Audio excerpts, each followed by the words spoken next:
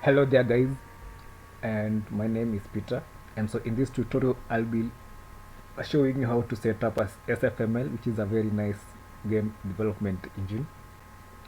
So sfml is actually uh, it is short for simple and fast multimedia library, and it is actually eases the development of games and multimedia applications. It has got these 5 modules, that is the system, window, graphics, audio, and network. You can actually get it from here, and you can actually want to download this latest version of 2.51. I've already installed mine. It is somewhere around here, and I think somewhere here, and it has got these folders, and the folders that we'll be interested in are this and this, and probably I don't know this. So once you have installed it and unzipped it in your local disk C, the other thing that you need is you need to install JDK, uh, which is a Java development toolkit. So once you have downloaded it, you can actually want to grab it from here, from that URL. Make sure you have downloaded it and installed it.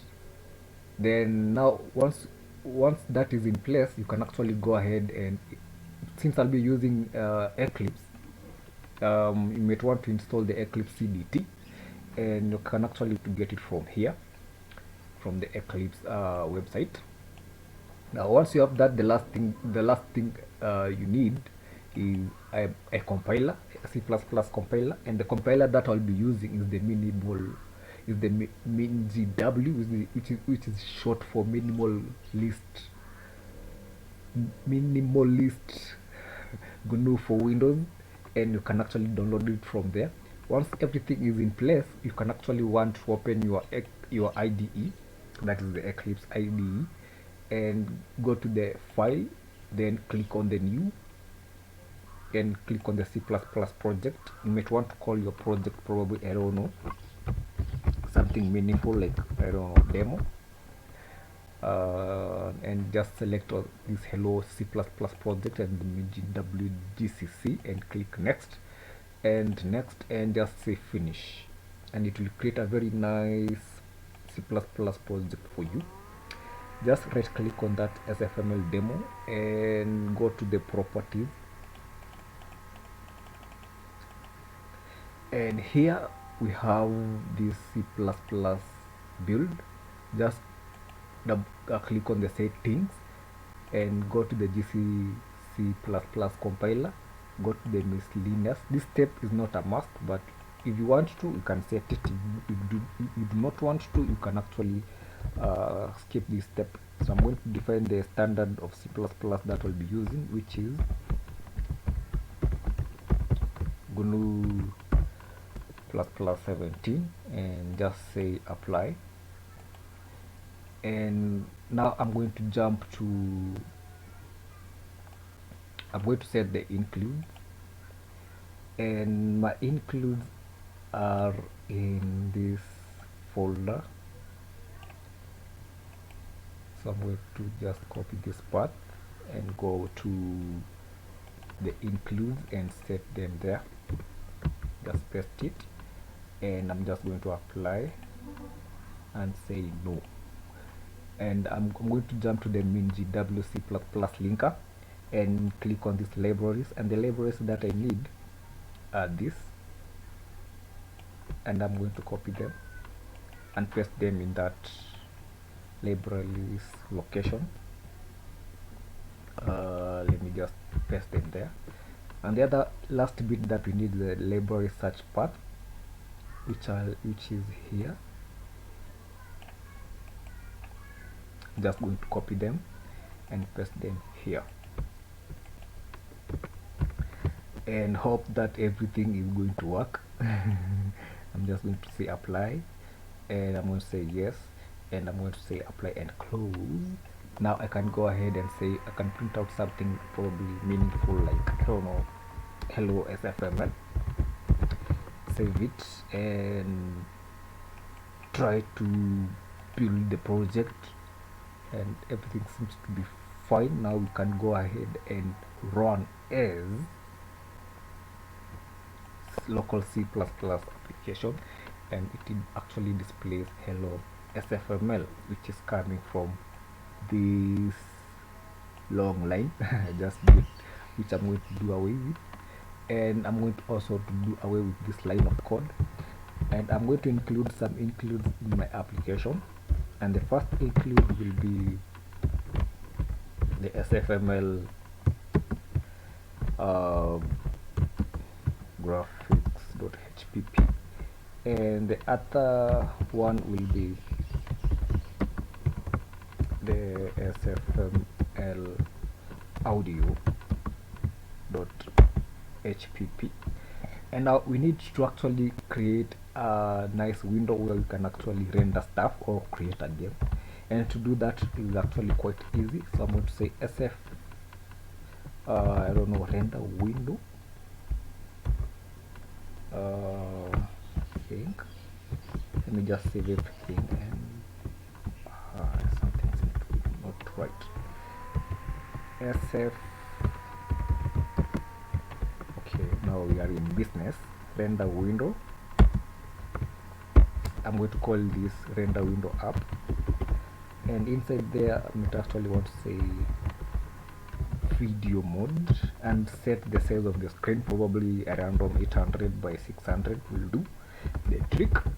And I might actually want to give a title to my window, probably, I don't know, sfml let's say, for example, game, wow, my typing is quite poor, game window, and that with a semicolon. Once we have that, you can actually we need to actually separate this with a comma. Now we can actually go ahead and create the game loop. So this is the game loop. So the game loop goes like this. So it is while app dot is open, go ahead and say something like app dot, I don't know, clear, and app dot not close, app dot display, I think, and that will actually display our screen. So let's go ahead and see whether that will work. So I'm going to actually build the project once more, and I'm going to run as local C++ application, and it actually displays for us a very nice game window where we can actually render stuff or create a game. So if I click on this cross over here, it actually horrendously crashes. Now we need to fix that problem. We just close this window and just close this program. As it is closing, let's go ahead and fix that renders error. And to do that, I'm going to use a function from sfml, which is the event, and I'm going to give it a variable name of event. Now I'm going to define another while, which will be checking that an event has been triggered. And so here I can actually go ahead and say something like app dot poll event, and then I'll pass in the event,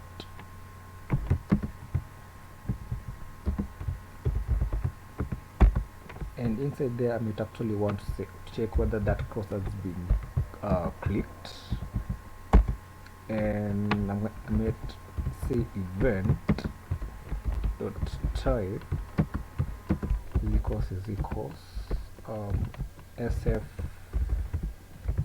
event closed. Then go ahead and close that window, and to do that is actually quite easy. So I'm going to say app dot close, and that's that. Now let's go ahead and build it and see whether it closes that window successffully without crashing horrendously. So I'm going to build it, and I'm going to run as local C application. Now when I go ahead and click on that, now it clicks nicely without crashing. So the other thing that we need to I wanted to show you in this simple application is how you can actually display an image. So I'm going to grab an image from somewhere here. So I'm going to use this bitmap image. I'm just going to copy it, and I'm going to paste it inside my sfml demo. Actually, I'm going to create a folder. So I'm going to new, then folder, and give a name to my folder, probably resources, and I'm going to say finish, and inside that resources folder I'll paste in that image, and if I expand on it, you can see I have this image over here. So I'm going to go to properties, then click the image, go to properties, and then click on these resources and get this. So I'm going to copy that, just say cancel, and here I just say sf texture, give it a variable name of texture. So I might want to check whether that image actually exists, and to do that is actually quite easy. So I'm going to say texture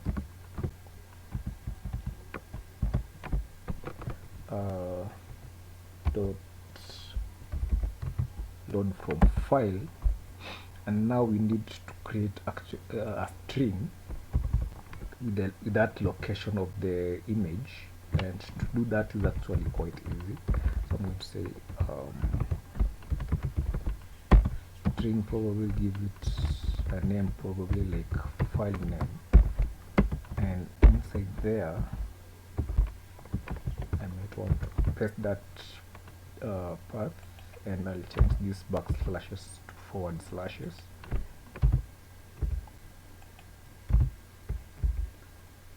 and that one too, and last but not least this, and save that. And I might want to actually pass that file name there.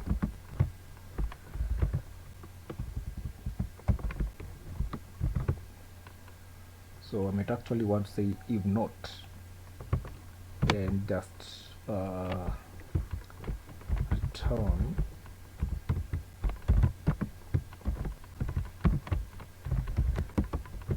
exit failure. Now if it finds an image, I might want to say sf colon sprite, then just say sprite, and then pass in the text.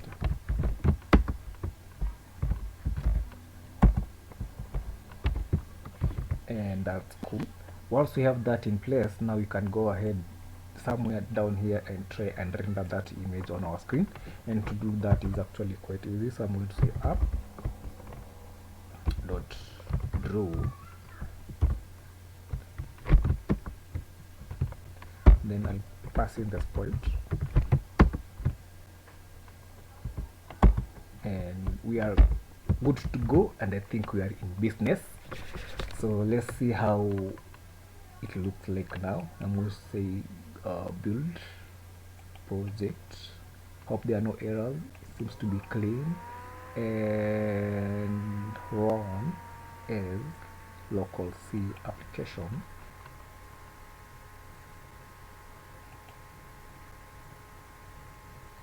Yeah.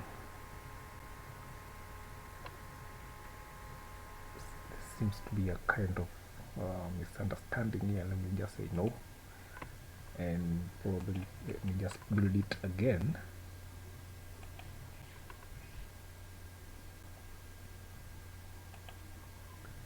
And run